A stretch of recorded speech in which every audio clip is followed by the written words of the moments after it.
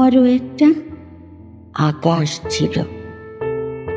আমি হাত বাড়ালে তাকে ছুঁতে পারতাম, তার সাথে গল্প করতাম।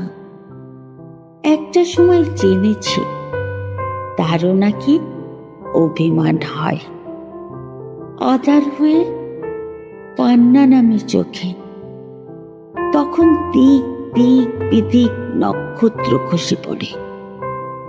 আবার কখনো পুরো আকাশে কালো মেঘ জমে, যাতে কেউ তাকে দেখতে না পায়। মাঝে মাঝে সেও চাতক হতে চায় শঙ্খচিল অথবা উন্মত্ত সাগর। সে হতে চায় শেষ রাতের ট্রেন, অপেক্ষায় বসে থাকা কোনো প্রেয়সীর চোখের কাজল।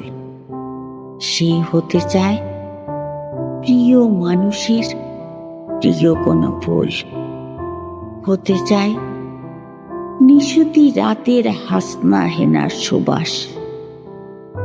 এত বিশালাকার হয়ে থাকা তার ভালো লাগে না।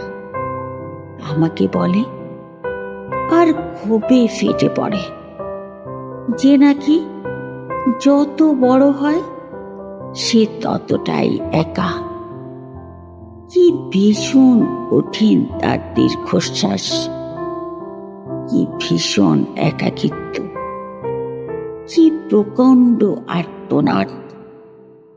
তবু কারো কারো একা থাকতে হয়, পুষে রাখতে হয় জমাট ক্ষত, ঠিক আকাশের মতো, ঠিক আকাশেরই মতো।